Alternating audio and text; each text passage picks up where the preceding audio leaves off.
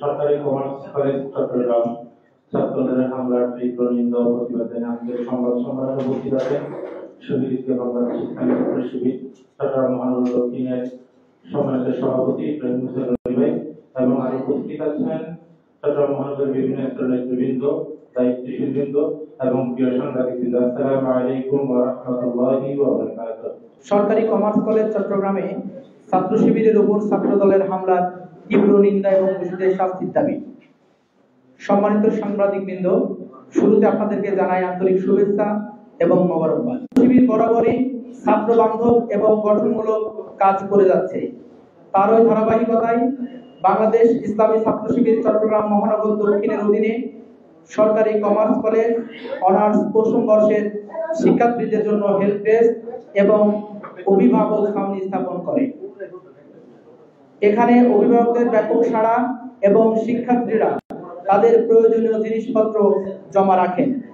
কিছু সময় অতিবাহিত হওয়ার পর ছাত্র দলের নেতাকর্মীরা হেল্প ডেস্কে অতর্কিত হামলা চালায় এবং ভাঙচুর করে।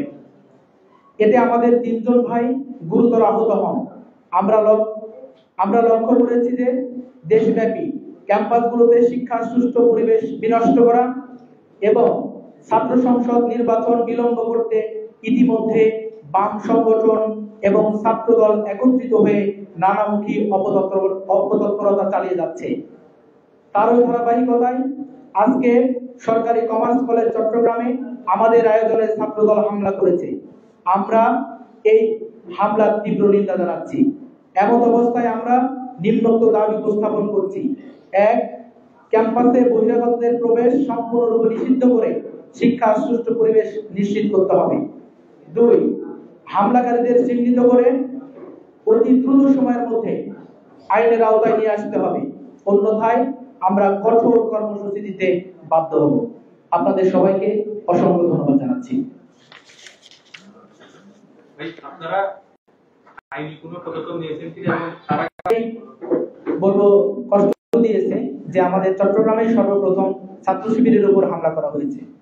অবশ্যই আমরা বিশ্বাস করি প্রত্যেকটি নাগরিকের আইনি সহযোগিতা পাওয়া দরকার। এ ব্যাপারে আমরা আইনের দ্বারস্থ হব ইনশাআল্লাহ। এর মধ্যে আমাদের যারা আহত হয়েছেন 4 জন ভাই, একজন হচ্ছে মোজাফিরুল ইসলাম ভাই, যিনি আমার পাশে বসা আছেন, আমাদের চট্টগ্রাম মহানগর দক্ষিণের কলেজ সম্পাদক। এরপরে ফাইমউদ্দিন ভাই, যিনি চিকিৎসা নিয়েছেন এবং আমরা মনে করি যে তাদের আইনের যে সহযোগিতা পাওয়া দরকার তারা পাবে ইনশাআল্লাহ। আপনারা আমাদের উপর যারা হামলা করেছে তাদের কাউকে আপনারা চিনতে পেরেছেন? আমাদের উপর যারা হামলা করেছে আপনারা ইতিমধ্যে লক্ষ্য করেছেন যে দেশের মানুষ এবং ছাত্র সমাজ অনেক বেশি রাজনীতি সচেতন। আমরা যারা সেখানে উপস্থিত ছিলাম না, আমরাও ভিডিওর মাধ্যমে আমরা অনেককেই চিনেছি। আশা করি আপনারা সাংবাদিক ভাই যারা রয়েছেন তারাও মূলত যখন হামলা করা হয় তখন তাদের পক্ষ থেকে কথা ছিল যে আমাদের যেহেতু কোনো কর্মসূচি নেই, সুতরাং তোমরাও কর্মসূচি পালন করতে পারবে না।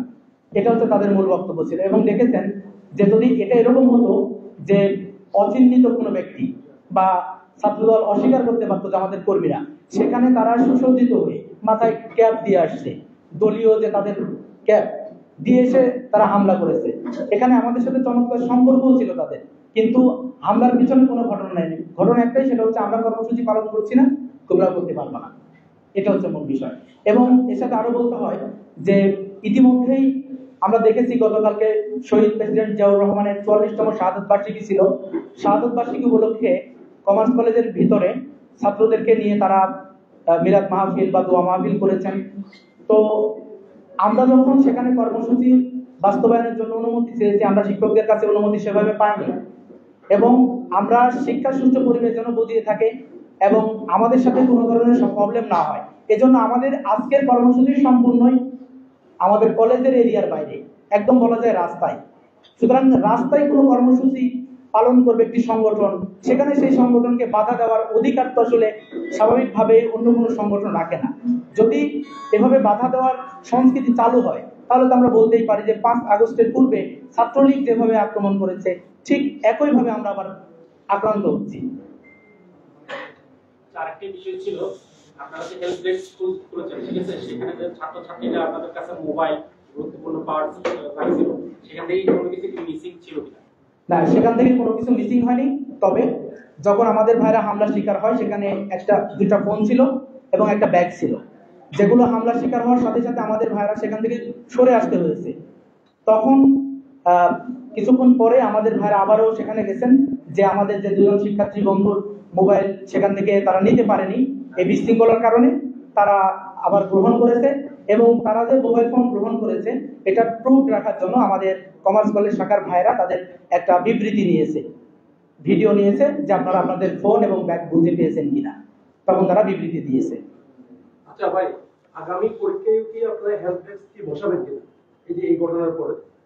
যে ছাত্র শিবির তো সবসময় ছাত্র বান্ধব কাজ করে, এদেশে যদি রাজনৈতিক এবং ছাত্র সংগঠনদের মধ্যে যদি সৌহার্দ্যপূর্ণ আচরণ থাকে, আমি হেল্প ডেস্ক বসানোর কারণে, যেখানে ছাত্রদের পাশে দাঁড়ানোর কারণে আমি এখানে প্রশংসিত হওয়ার কথা, সেখানে যদি আমি আক্রান্ত হই তাহলে স্বাভাবিকভাবেই আমার পক্ষে তো আগামীতে হেল্প ডেস্ক বসাতে আমি নিরুৎসাহিত হব।